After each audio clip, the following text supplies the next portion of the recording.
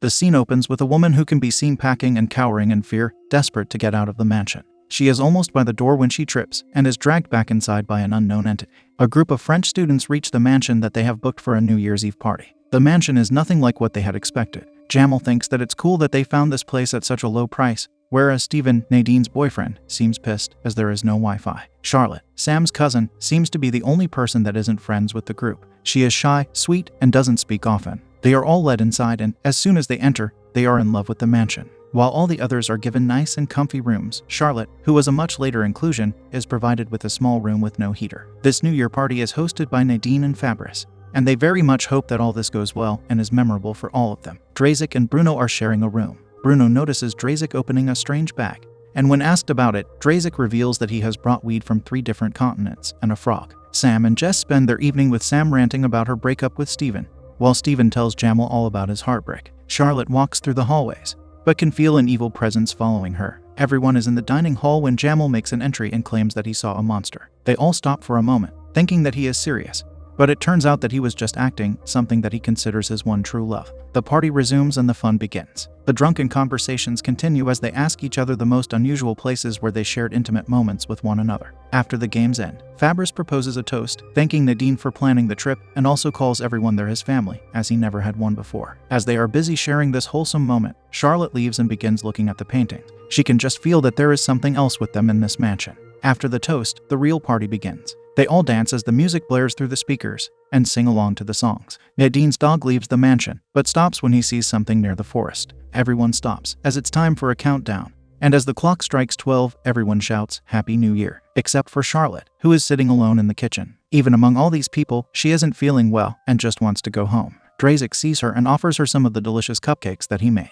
After he leaves, Charlotte takes a bite and is so smitten by its taste that she continues to eat one after another. After that, Charlotte leaves the mansion, but doesn't appear to be all right as she stares blankly into the forest. She slowly starts walking into the forest, as if someone is calling her. Everyone is having the time of their life, especially Bruno. He has a little too much to drink, and after a while he throws up on himself. He goes out to catch some air but walks into the dog's stool. He sees the dog, but is so blinded by his anger that he picks it up and begins shouting at it for ruining his feet. Nadine comes out, but when she sees him, her soul leaves her body. Bruno looks at her horrified face and finally realizes that all this time he has been holding a dog's head. Yes, just its head. Charlotte, too, is somewhere in the forest as she continues to walk among the trees. She eventually comes back to her senses after some time, but it's too late. Despite her best efforts, she is unable to continue running because she collides with a branch and loses consciousness. Back at the mansion, Bruno is terrified of what happened moments earlier. Steven believes that it was Bruno, while the others suggest that it could be a wild animal attack. Nadine and Fabrice head to bed early,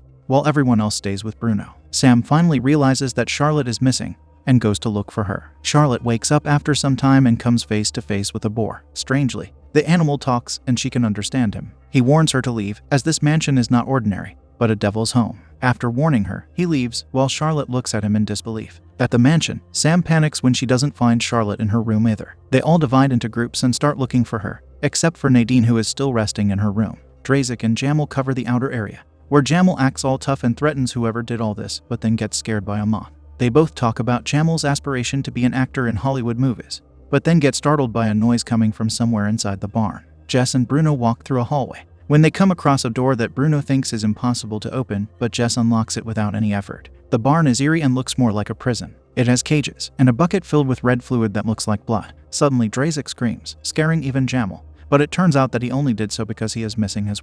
Jess and Bruno enter the attic, which is filled with cobwebs, indicating that no person has set foot in this room for a long time. Bruno is scared, but Jess is fearless. She has a thing for Bruno and continues to flirt with him despite the circumstances. There, they find articles about a missing girl named Charlotte, who went missing when she was about 8 years old. Sam and the others enter a room that is filled with old antiquities. The late owner had a good taste in guns, according to Steven, and he has a thing for taxidermy. Suddenly, Steven picks up the gun and points it at both Sam and Fabrice, while continuously assuring them that there is nothing to be worried about. The gun goes off, and it alerts everyone, including Jamal and the others. Bruno sees a man with antlers standing in the darkness, and runs without even waiting for Jess. Jamal has been entertaining himself with a magazine filled with models when he hears the gunshot. He closes his eyes, but when he opens them again, Jamal comes face to face with his worst nightmare. Turns out that the gun went off by mistake, and everyone is safe. Bruno comes running down the stairs, claiming that he has seen someone, but Jess denies Bruno's claims. Bruno is confident that there is in fact someone present here who wants to hurt them and asks the others to pack their bags and leave, but they all refuse. Drazik is there with them, but Jamal is missing.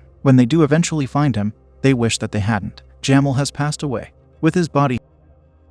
This is the last straw, and finally, they decide to leave. Nadine is crying over the loss of her dog when Drazik enters her room and informs her of the sudden passing of Jamal. They all walk out, in the hopes of getting away from here as soon as possible, but it turns out that their van is gone. There is no way out. Steven and Nadine almost get into a physical fight when he tries to blame her for what's been happening, but suddenly something grabs their attention. There is a van near the gates, with all of its lights on. They all cautiously walk towards it, and a man comes out of the van in style. He is Enzo, one of their friends. Once they see him, all their faces light up with joy and relief. He dances his way through the gates, but unfortunately, his legs get caught up in a trap, and he lies there screaming in pain. The atmosphere suddenly changes, and everything darkens like it did before. There are traps lying all around the ground, and they have to walk cautiously in order to save him. While everyone chickens out, Fabrice and Bruno are the only ones who go to help him. They are about to lift the trap, but Bruno suddenly lets it go, and Enzo's legs are completely cut off. After fighting over whose underwear is going to be wrapped around Enzo's leg, they manage to stop the bleeding and leave the room, but he continues to scream in pain. Steven wants to go, even if on foot, but Sam makes it clear that she won't leave without Charlotte and Enzo. Back in the room, Enzo has lost all hope and is just waiting for his time. Jess and Sam are, however, still trying to make him believe that he can make it through the night. Enzo does have one last wish, and when he tells the girls what it is, they both gasp in surprise. Steven has had enough. He is determined to leave, even if the others don't. He walks out and gets into Enzo's van. Fabrice follows him, as he doesn't want him to do anything irrational. The lights inside the van turn on, and the view surprises Steven. Enzo's iPad grabs Steven's attention, and when he opens it, he cannot believe what he sees there. His iPad is filled with pictures of him and Sam. This is enough to make Steven angry. One thing that he missed in Enzo's van is a snake that later attacks him, causing his face to swell up. Still, he is determined to take his revenge on Enzo, and starts walking towards the mansion. Turns out that Enzo's last wish is seeing both girls dance as they undress themselves. They do as he says, considering that these are his last few moments on Earth. Nevertheless, they are busy cosplaying for Enzo when Steven suddenly barges into the room and attacks him, but he has already passed away.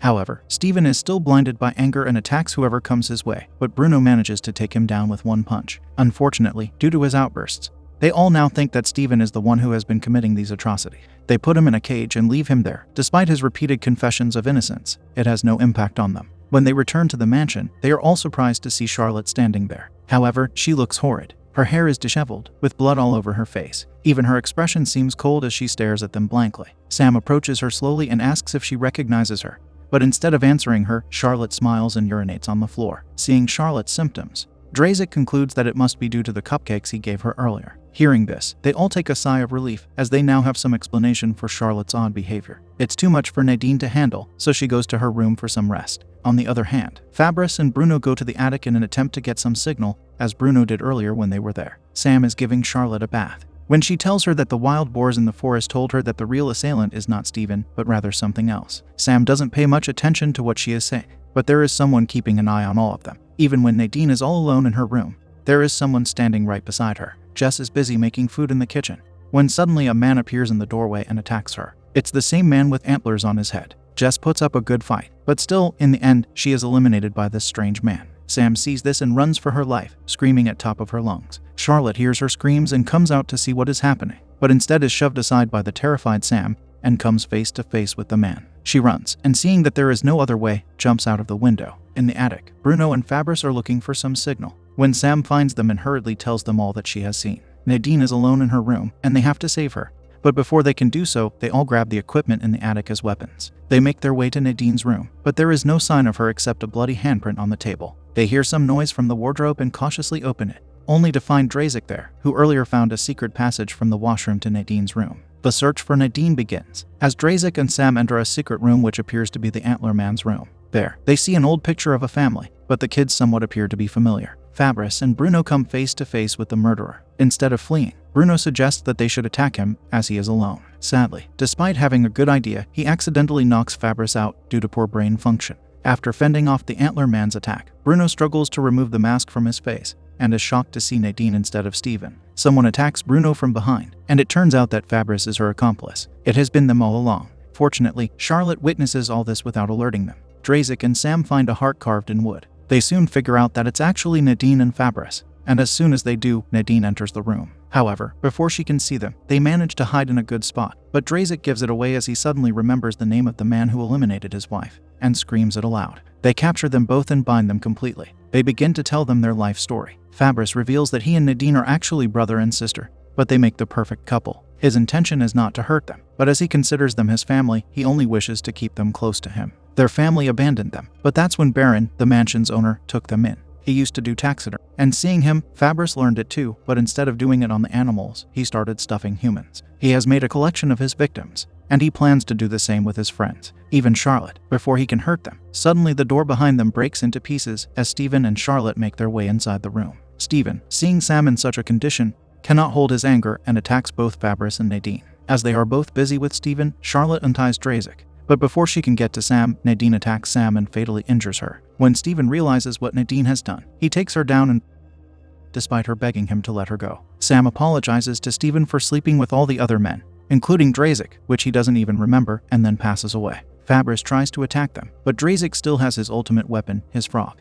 Fabris is busy singing a song with his mouth wide open when Drazik manages to put the frog inside. Fabris stops and sees a vision, where he is met with the heads of all of his victims, including the little dog. At first, he is happy that they are all there with him, but soon they begin to talk loudly, causing him to lose his mind. Finally, the frog does his work and Fabris is eliminated. Drazik and Charlotte go to help Stephen, but it's already too late for him as the venom has taken over his body. He tells them to leave without him and save themselves. Before going, Charlotte thanks him for everything. Night has turned into day, and most of their friends are gone. Charlotte and Drazik are the only ones who are left alive. Drazik carries Charlotte out of the mansion, and they leave, sad yet happy that they survived the night.